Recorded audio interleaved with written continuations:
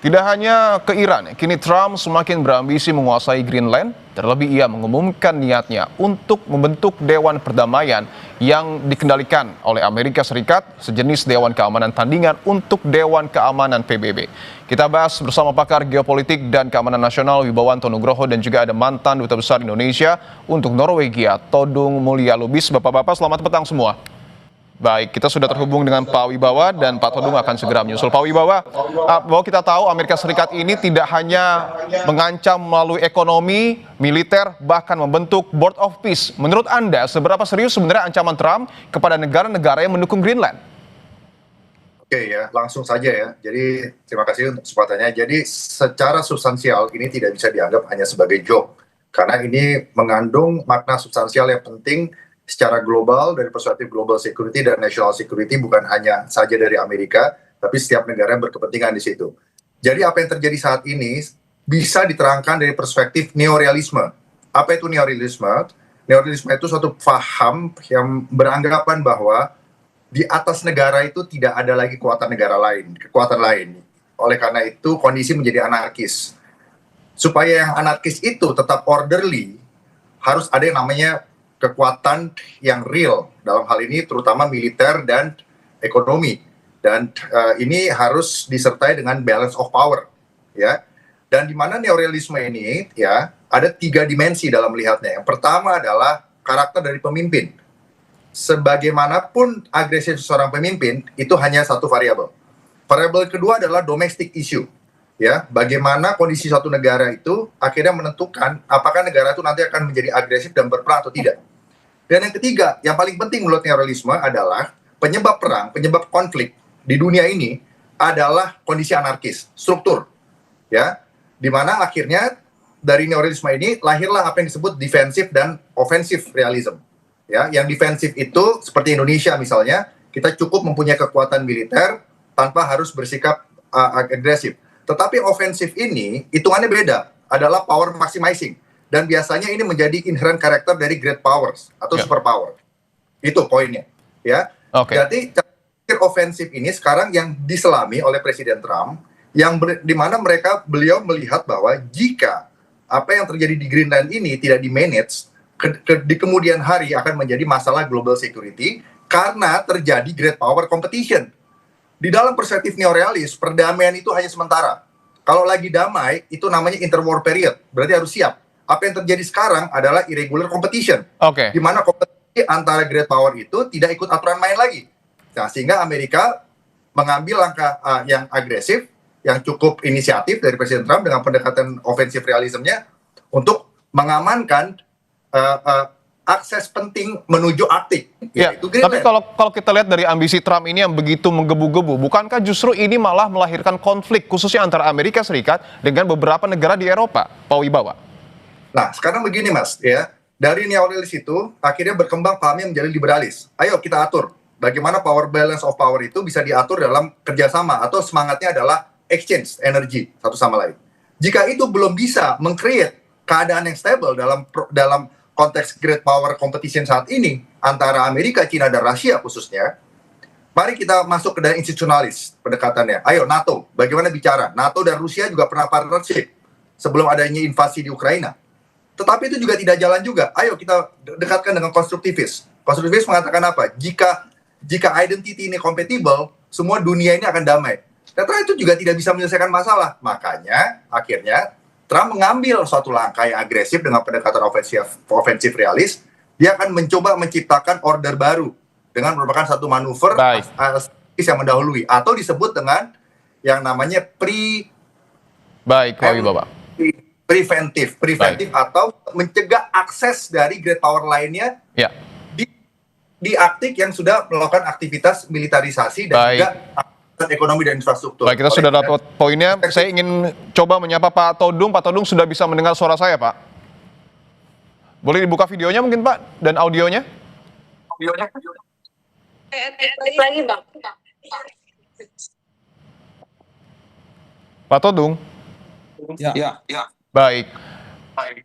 Bisa dibuka videonya Pak Todung, sembari menunggu mungkin Pak Todung juga bisa menjelaskan bahwa Anda merupakan mantan duta besar Indonesia untuk Norwegia. Berdasarkan pengalaman Anda, seberapa solid sebenarnya negara-negara Skandinavia ini soal eksistensi Greenland dan apakah ancaman tarif Trump bisa memecah dukungan Eropa kepada Greenland, Denmark?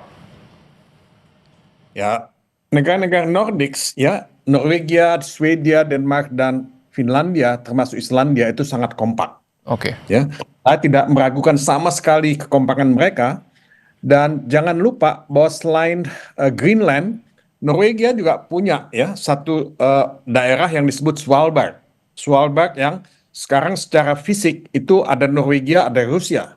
Tapi itu ya masuk dalam wilayah Norwegia. Ya, jadi presiden yang akan terjadi kalau aneksasi terhadap Greenland itu dilakukan oleh Amerika, ini akan jadi presiden yang sangat buruk, yang menakutkan buat negara-negara lain, karena seolah-olah ya apapun bisa dilakukan melalui kebijakan-kebijakan yang unilateralisme ini. Ya. Ya. Dan dunia ini kan dunia yang multilateral, bukan unilateral. Jadi kalau misalnya hukum internasional tidak dihormati, ya semua negara akan ya mengalami ketakutan, mengalami ketidakpastian. Jadi kalau Anda tanya apakah solid, apakah kompak, mereka sangat kompak. Ketika disebut oleh Pak Todung sangat kompak, tetapi apakah kekuatan militer termasuk juga ekonomi dari negara-negara Skandinavia ini mampu untuk melawan Amerika Serikat? Ya tentu tidak mudah, tapi kalau misalnya semua negara, bukan hanya negara Skandinavia, tapi negara Eropa, ya Barat terutama, ya ini akan cukup signifikan, dan Amerika tentu mesti berhitung dua kali. Tidak mungkin mereka mengorbankan kepentingan ya global mereka, kepentingan bisnis mereka, nasional mereka, ya hanya untuk menganeksasi Greenland. Nah itu menurut saya sangat tidak mungkin, dan saya melihat surat yang disampaikan oleh Presiden Donald Trump kepada Perdana Menteri Norwegia, Jonas Gahr Støre, itu suratnya sangat nasty, ya, sangat kasar, dan itu surat betul-betul mengesankan bahwa ya there is no international law, tidak ada hukum internasional lagi. Padahal Piagam PBB pasal 2 ya poin 4 ya atau ayat 4 itu mengatakan bahwa tidak mungkin ada kekerasan ya yang bisa dilakukan untuk menganeksasi sebuah negara. Dan saya kira Greenland ya Denmark itu punya kedaulatan di sana. Memang Greenland itu bukan ya negara sendiri, tapi dia adalah semacam bagian yang tidak terpisahkan dari Denmark, dan mereka punya kedaulatan.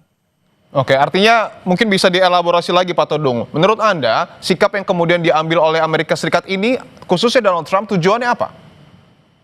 Sebetulnya sih kita bisa melihat ya, tujuan dibalik itu adalah ya transaksional. Ya. Di sana kan banyak sumber daya mineral yang bisa bisa diolah ya, bisa diambil. Tapi kan selain itu juga alasan geopolitiknya adalah Greenland itu sangat dekat dengan Rusia dan juga dengan Cina, dan untuk kepentingan security Amerika dan kepentingan security-nya Eropa, Donald Trump merasa bahwa itu penting untuk menguasai. Nah, tapi kan kalau menguasai kan itu bukan memiliki. Nah, yang kita kesankan sekarang adalah, yang kita baca adalah bahwa Donald Trump itu ingin memiliki Greenland. Apakah dengan membeli Greenland atau menguasai secara militer Greenland, dan ini satu presiden yang sangat jelek untuk dunia internasional, buat hukum internasional, dan ini tidak bisa dibenarkan. Oke, baik. Saya ingin tanyakan ke Pak Wibawa tadi, Pak Todung. Tambahkan sedikit ya. Ya, silakan Pak Todung. Nah gini, Crimea ya, itu kan juga dianeksasi oleh Rusia. Namibia itu dianeksasi oleh Afrika Selatan. Nah ini menurut saya presiden yang sangat jelek, dan kalau misalnya kita melihat perang Ukraina Rusia sekarang ini, nah perang Ukraina Rusia ini adalah ya satu hal yang selama ini ditolak ya, dikritik ya, dilawan oleh Eropa Barat ya, oleh NATO. Nah ini apa yang terjadi dengan semua prinsip-prinsip ini kalau misalnya aneksasi terhadap Greenland ini dilakukan? Baik. Saya ingin ke Pak Wibawa, bahwa tadi Pak Todung mengatakan negara Eropa ini sangat kompak. Apakah kemudian strategi Trump lewat ancaman menaikkan tarif dagang, Pak Wibawa, bisa menaklukkan negara-negara Eropa yang berseberangan? Jadi di balik ini semua backgroundnya adalah irregular great power competitions yang terjadi di masa damai saat ini. Ya, di mana antara rising power dan ruling power itu kalau selama 5 abad terakhir itu chance-nya itu 20 dari 16 persaingan ruling dan rising power itu 4 itu tidak berakhir perang, 4 berakhir perang. Jadi ada chance 75% akan perang. Nah, sehingga kompetisi itu begitu irregular sekarang, terutama Amerika versus China dan Russia, ya. Dan di mana akhirnya Greenland ini menjadi battle space di dalam irregular global competition, ya, irregular great competitions, ya, great competition. Jadi buat liberalis, buat institusionalis, dan buat konstruktivis, ini pasti nasty sekali. Saya bisa paham yang disampaikan oleh Profesor Todung Mulia.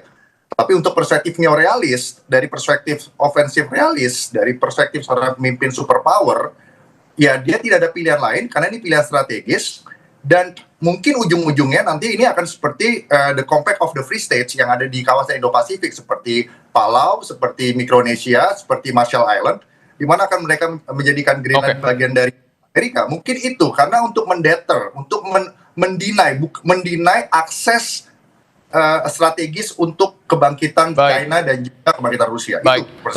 Tentu yang harus diantisipasi ya, apakah betul nanti akan ada dampak bagi negara kita, tentu ini yang harus diantisipasi. Terima kasih atas jawaban Anda Pak Wibawanto Nugroho dan juga Pak Todung Mulya Lubis. Terima kasih telah bergabung di Kompas Petang.